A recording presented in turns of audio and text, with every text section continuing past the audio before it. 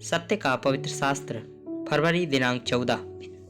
तुम क्यों कर मेरे प्राण से कह सकते हो कि पक्षी की नाई अपने पहाड़ पर उड़ जा। भजन संहिता 11 उसका 1 पद। सृष्टि में पक्षियों की रचना सचमुच बहुत अद्भुत है। उनकी सृष्टि 5वें दिन किया गया था। पक्षियों में विशेषकर कबूतर वे परमेश्वर की अद्भुत कृपा के प्रतीक हैं। जब जल प्रलय समाप्त हुआ और नूह को जहाज से बाहर आना पड़ा तो कबूतरों ने उसकी मदद की, जो जैतून का पत्ता वापस ले आए।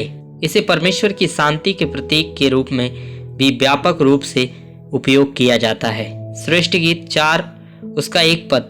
हे मेरी प्रिय, तू सुंदर है, तू सुंदर है। तेरी आंखें तेरी लटों के बीच में कबूतर की सी दिखाई देती है। कबूतर बहुत विनम्र और साधु पक्षी हैं। वे कभी किसी को नुकसान नहीं पहुंचाते। वे सृष्टि में अत्यंत कोमल जीव हैं। इस प्रकार वे बहुत दयालु हैं और हमारे प्रभु यीशु मसीह की प्रेमपूर्ण और दयालु स्वभाव को दर्शाते हैं। कबूतर परमेश्वर की पवित्र आत्मा का प्रतीक भी है, क्योंकि हमारे प्रभु यीशु ने बपतिस्मा लिया था और वह पानी से बाहर आए थे और पवित्र आत्मा कबूतर के रूप में उनके ऊपर आकर बैठ गई थी। मत्ती रचित सुसमाचार 3 अध्याय 16 पद। और यीशु बपतिस्मा लेकर तुरंत पानी से बाहर निकला और क्या देखा कि उसके लिए आकाश खुल गया और उसने परमेश्वर के आत्मा को कबूतर के समान उतरते और अपने ऊपर प्रकाश करते देखा।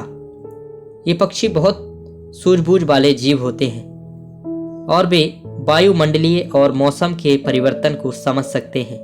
और जब भी इन कबूतरों को लगता है कि तूफान आ रहा है तो वे जितनी तेजी से हो सके पहाड़ों की ओर उड़ जाते हैं, जहां बड़ी चट्टानें होती हैं जिनमें दरारें होती हैं। एक बार कबूतर चट्टान की दरार में चले जाएंगे, जो उन्हें सुरक्षित रखने के लिए सबसे अच्छी जगह है।